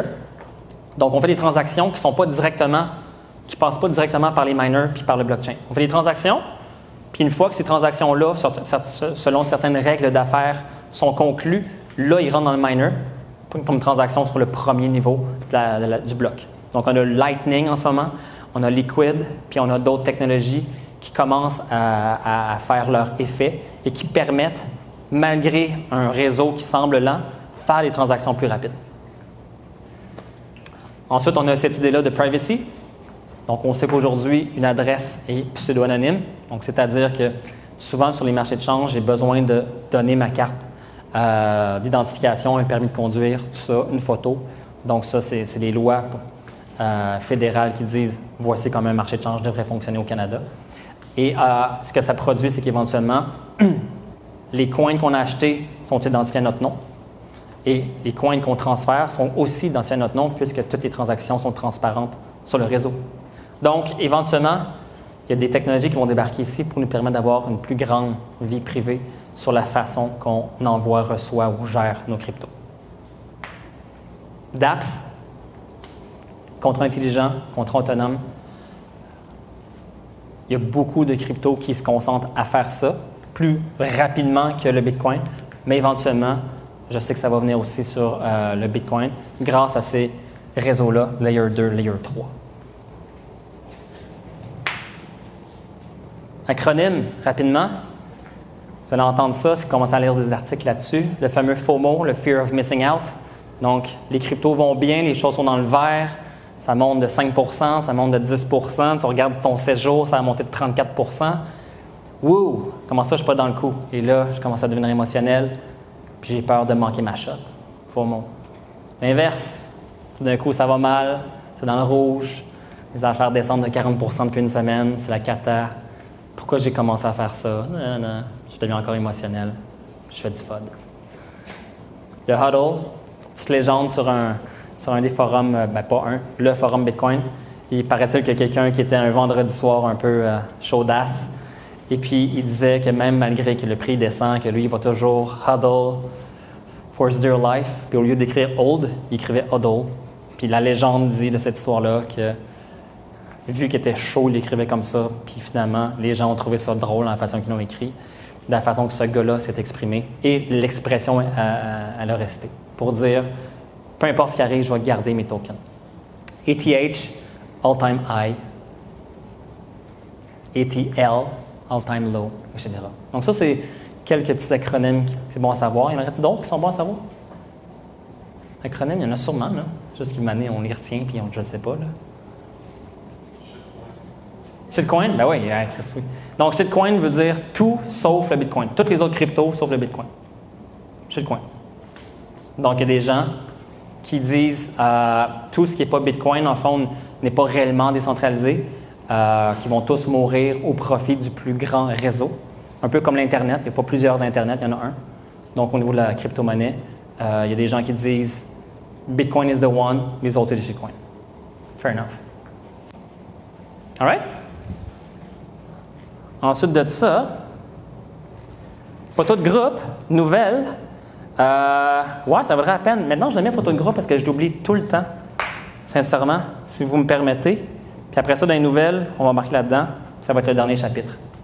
All right? On se prend ça petite minute pour faire ça? All right. Petite toune. All right, ça va être celle-là. Let's go. Est-ce qu'il y a quelqu'un qui s'offre à prendre une photo ou... C'est mon téléphone? Il est là.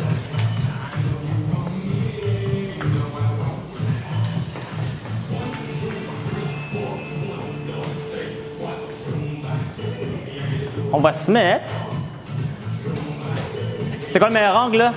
Il n'y a pas un photographe dans l'arme ici, là? Comme ça. À moins. Devant l'écran. Comment? Ouais. Qui va apprendre? Ça va apprendre? On switchera. There we go. Donc, on va venir devant l'écran. On va enlever ça, par contre.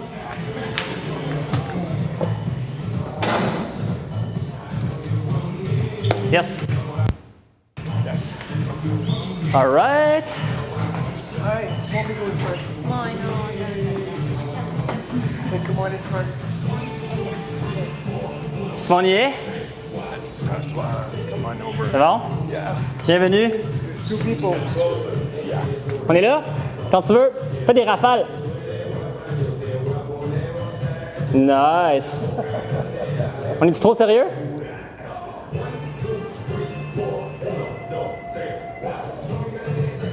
Ça ressemble à ça? Good show. Merci. Allez, vas-y, tiens. Vas-y. OK. Dernière gang, dernière.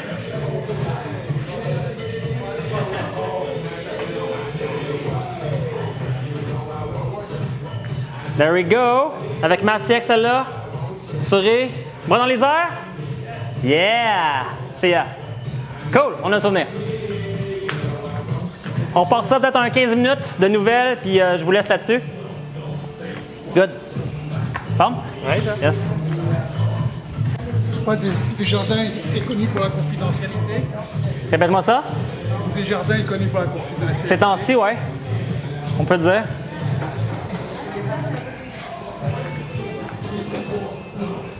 Salut. Ça va? Il me semble que c'est déjà vu, hein, ici? Yeah, cool. Fait que j'arrive dans le 5e chapitre. Il reste une quinzaine de minutes. Boom! Nice. Je me souviens plus des sons. Nouvelle entre guillemets, on s'entend. C'est un événement d'introduction, donc c'est pas les nouvelles qui se sont passées aujourd'hui ou cette semaine. Donc, nouvelles qui sont bonnes à savoir pour quelqu'un qui commence dans les cryptos. Juste pour nous donner l'engouement et pourquoi cet engouement-là qui se passe en ce moment. Et je vous parlais des institutions qui débarquent. Il y a pas mal de nouvelles institutionnelles qui débarquent dans le monde des cryptos depuis 6 mois jusqu'à aujourd'hui. Donc, Fidelity, c'est un fonds de gestion aux États-Unis, un des plus gros au monde, je crois. Il gère de genre 7 trilliards en fonds. Et qu'est-ce qu'ils disent depuis quelques mois? Il y a quelqu'un on peut dire un insider à Ripple, vient de tweeter que Fidelity Cryptocurrencies culture is bunker, donc vraiment out of this world. Literally hundreds of passionate advocates at every level of seniority at the firm. They have more people working on crypto than the 5 biggest crypto funds combined. Donc ça, c'est dur vraiment à croire. Donc, imaginons qu'il y a un 10 nat ici au Québec, puis on lit ça, ça serait juste incroyable à lire. Cette compagnie-là semble, selon ses dires, être réellement drivée par ce qui s'en vient dans les cryptos. Ils disent qu'il y a plus de monde qui travaille là-dedans que dans tout l'écosystème subventionné au monde. Donc, ça, c'est une compagnie. Le métro en crypto, donc, l'air de rien au Japon, on peut payer notre passe en Bitcoin. Bam, ça marche. À Montréal. IBM annonce.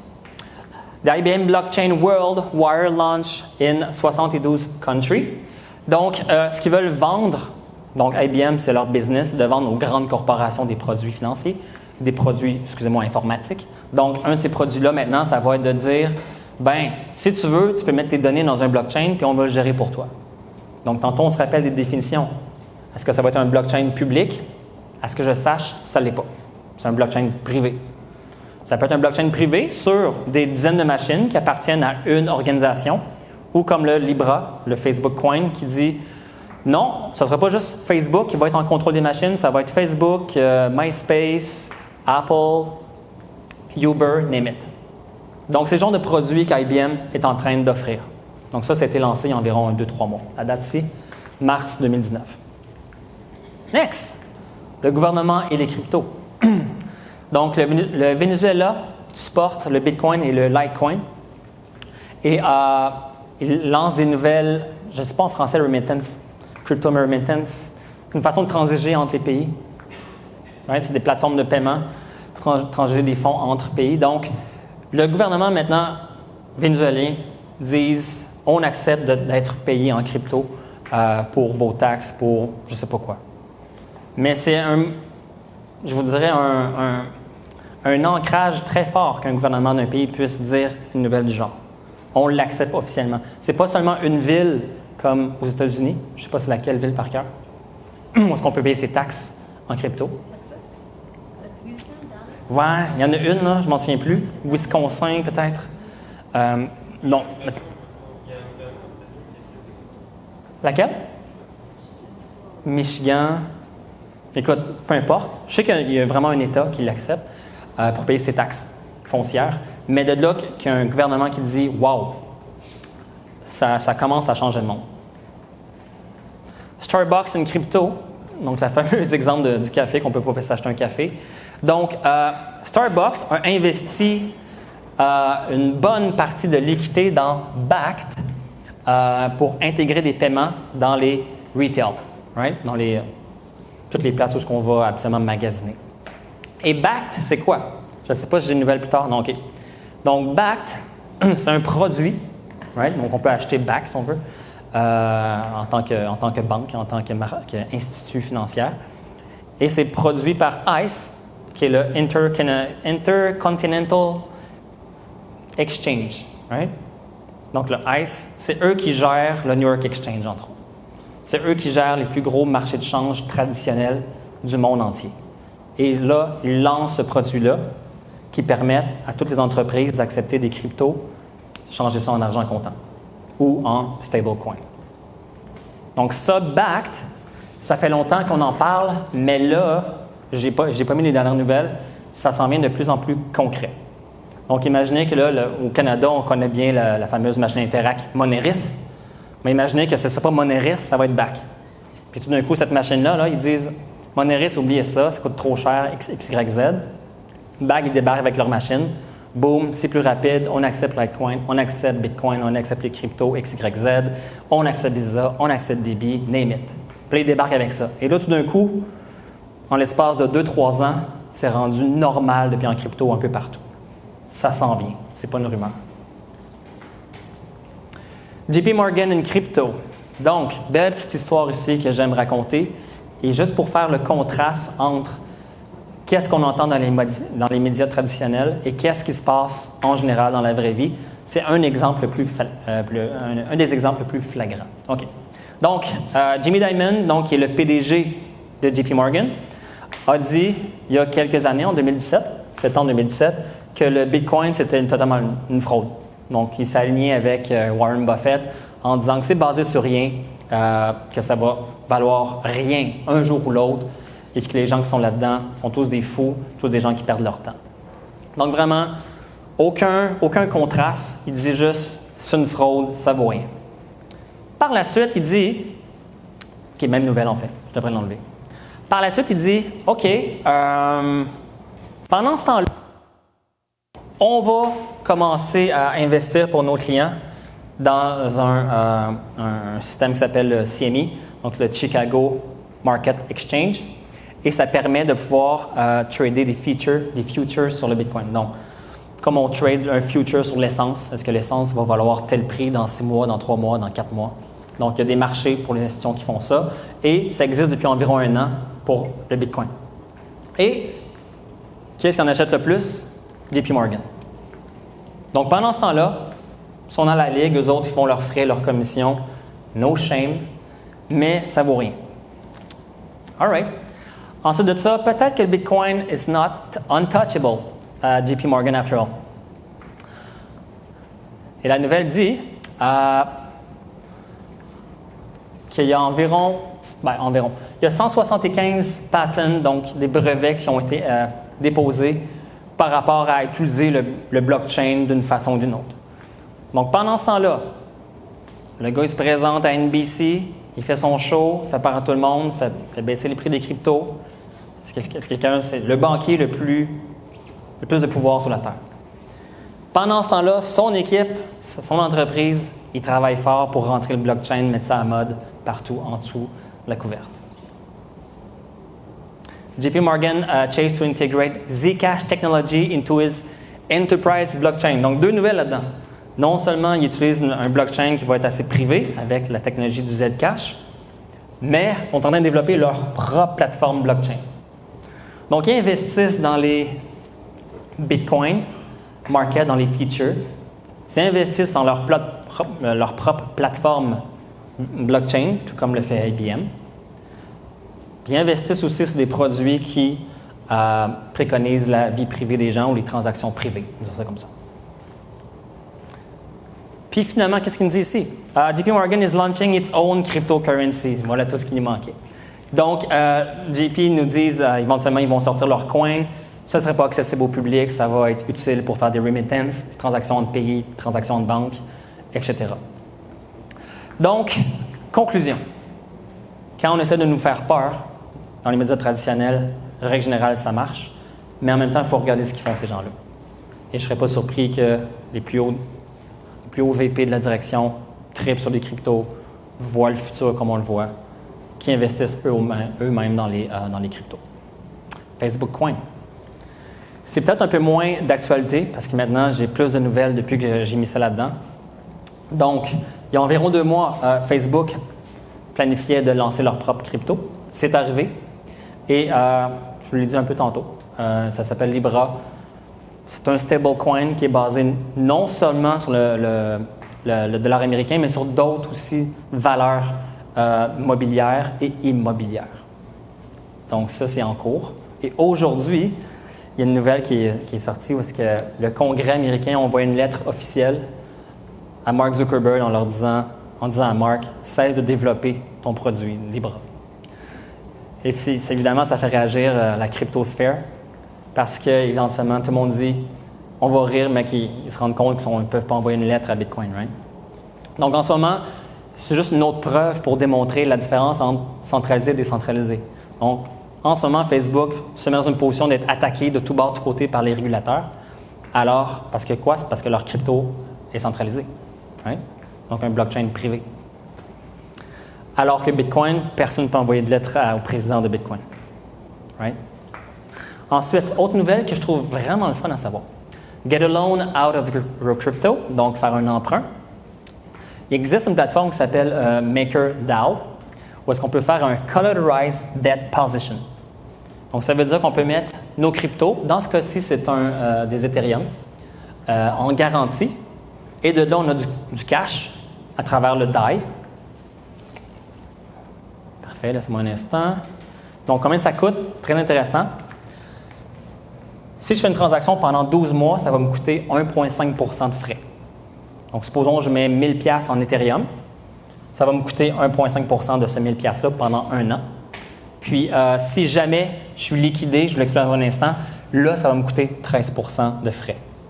Quoi donc? Je suis pas sûr, mais je pense changer drastiquement le 1,5 Ah oui?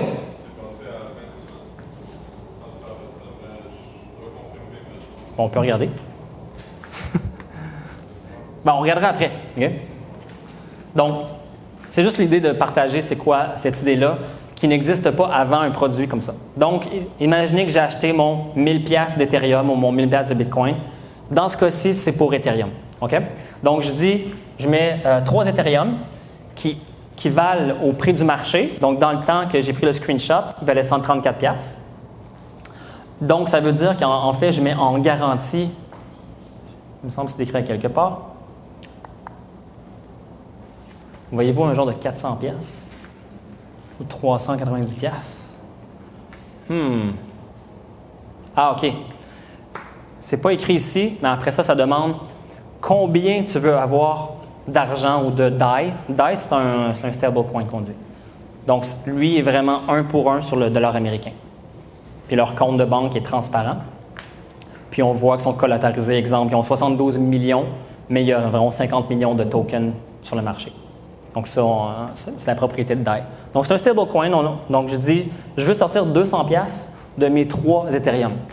Donc, si je fais une calcul rapidement, ça revient à 300, littéralement 400 $. OK, 133 x 3. Donc, je prends 400 $ en Ethereum, je le mets en garantie dans un contrat intelligent, un fameux smart contract, qui appartient à DAI. Et je dis, moi, je veux sortir 200 $ de ça. Donc, je suis en fait collatérisé. Donc, je mets en garantie 2 fois plus que ce que je demande. Donc, c'est vraiment un concept intéressant. Et qu'est-ce qui se passe si jamais le crypto descend en bas d'un tel prix? Est-ce que je le vois ici?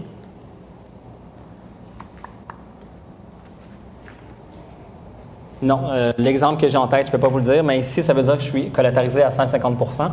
Si je demande moins de DAI pour mon 400 $ US, ici, je suis collatérisé à 350 %. Donc, ce que ça veut dire, c'est que si mon crypto descend de 3 fois le prix, donc de 134 $ à 3 fois moins, je suis encore safe parce qu'il me reste 50 % de plus.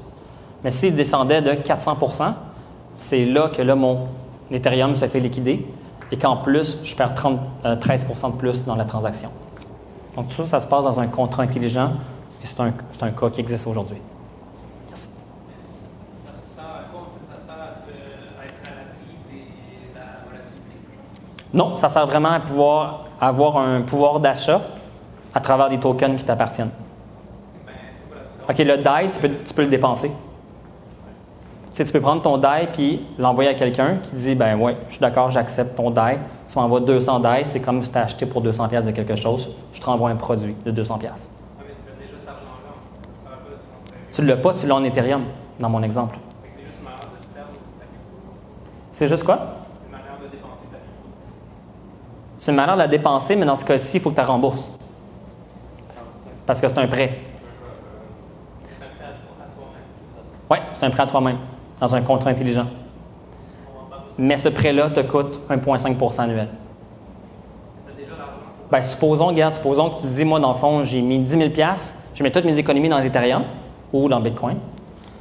Puis tu te dis, ben, dans le fond, j'aimerais ça avoir un 4 000 de lousse avec. Fait que tu achètes ton 10 000 coins d'Ethereum, il est là dans ton wallet. Ensuite, tu l'échanges sur leur contrat intelligent. Puis là, tu peux sortir 4 000 de là. Mais c'est la même chose que d'avoir vendu 3 Ethereum. Si tu veux. Si tu veux. Je suis juste pas tombé. Oui, c'est exact. C'est la chose. Puis je dis pas que c'est la meilleure chose depuis le pain tranché. Là. Et on va continuer à reprendre la valeur peut-être aussi.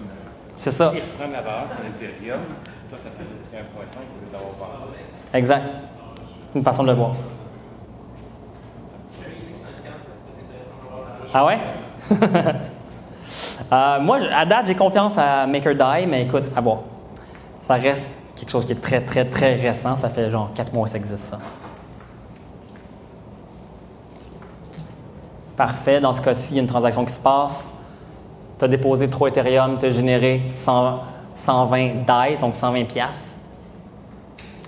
Ensuite, ton DAI est transféré dans ton wallet, etc. So, Q&A, on est là. Ça complète ce que j'avais à vous partager ce soir. Est-ce que vous avez appris quelque chose, ceux qui débutent? Quand même? Je le souhaite. Est-ce que, selon vous, vous allez devenir des enthousiastes? Est-ce que vous commencez à sentir la flamme? All right. Je vous remercie beaucoup d'être venus. Donc, prochain événement dans 3 semaines ou 2 semaines. Vous pouvez nous suivre sur Meetup, Crypto in Montreal. Si vous préférez, sur Eventbrite, Crypto Montreal, ou sur mon blog, pascalindy.com. Par la suite, les personnes qui représentent Desjardins Lab ici, mais absolument, je remercie Anne-Lise pour le prêt de la salle, pour les chips virtuels et la bière virtuelle. Puis, je vous remercie encore d'être venu. Merci, très apprécié. Et en souhaitant qu'on puisse faire de ce monde un monde meilleur pour les 4 milliards de gens qui n'ont pas des solutions bancaires comme les nôtres, qui n'ont pas une vie aussi stable que la nôtre. Donc, passez une excellente soirée. Merci. Bye. Yes.